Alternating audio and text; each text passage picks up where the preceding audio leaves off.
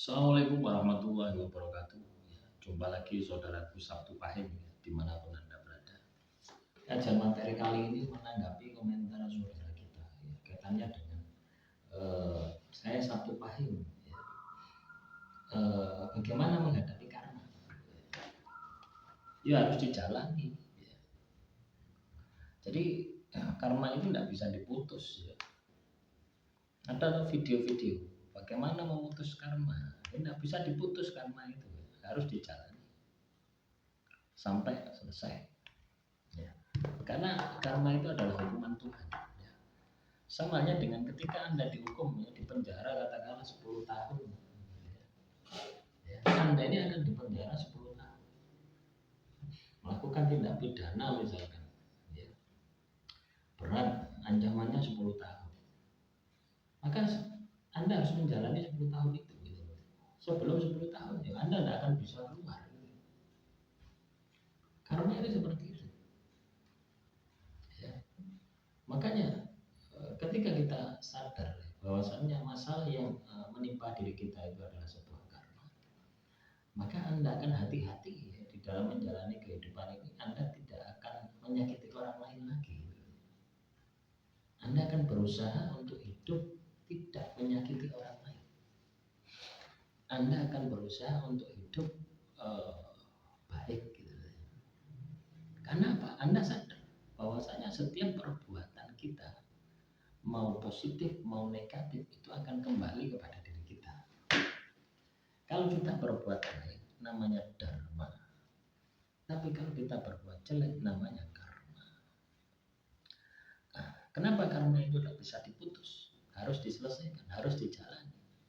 Nah, itulah bentuk keadilan Tuhan ya. Jadi kalau misalkan Anda ini katakanlah bertobat ya, beribadah, tirakat ya, terus karmamu itu selesai gitu ya, Tuhan tidak adil gitu.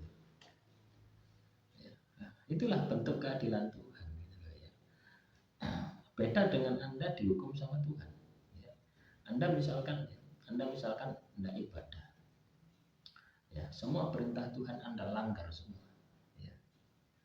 Kira-kira 10 tahun Anda melakukan itu, terus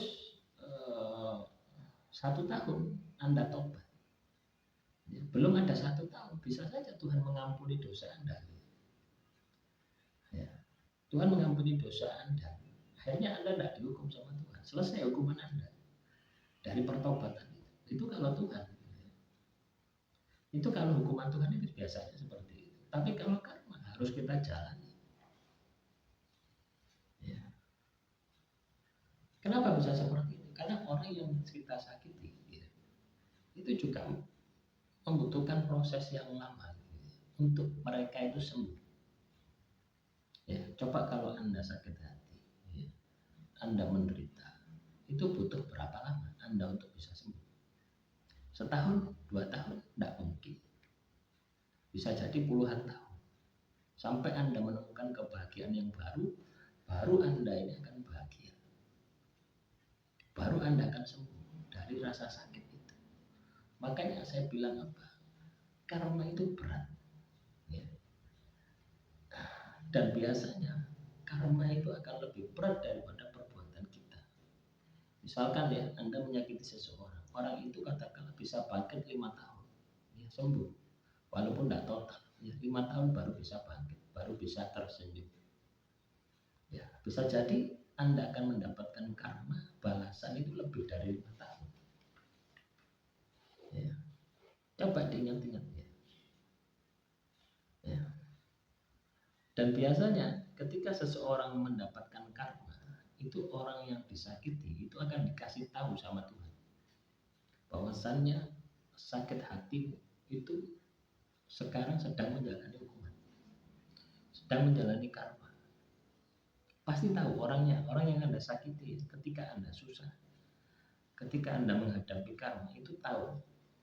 Tuhan akan kasih tahu ya, entah dari mana, pasti tahu. Itulah wujud keadilan Tuhan.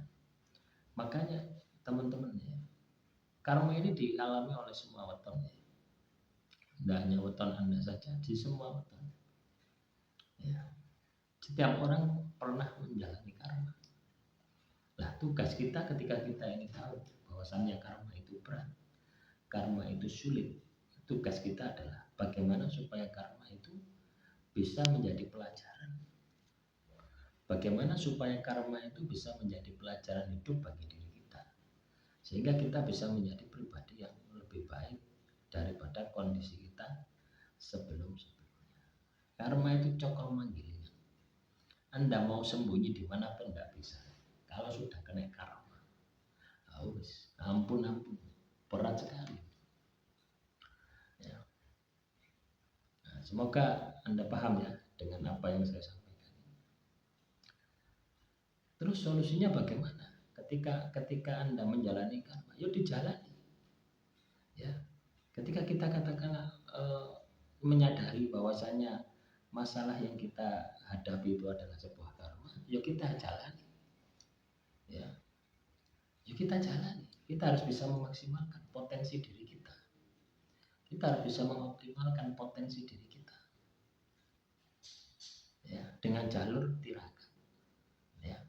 Ibadah sing kenceng, tirakatnya sing abot.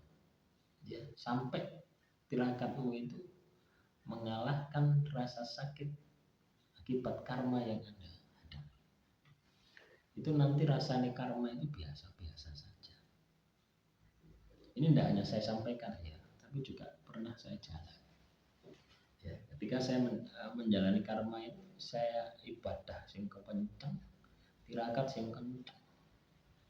Dan itu saya jalani bertahun-tahun ya, mulai dari 2011 sampai sekarang. Ya, yang berat itu di tahun pertama ya. Tahun pertama, kedua, ketiga, keempat, 4 tahun pertama itu yang berat. Kalau sekarang sudah terbiasa. Ya. Nah, itulah. Paham ya? Nah, demikian yang bisa saya sampaikan. Semoga materi yang singkat ini bisa bermanfaat. Kurang lebihnya saya mohon maaf. Wassalamualaikum warahmatullahi wabarakatuh. Salam rahayu, rahayu, rahayu.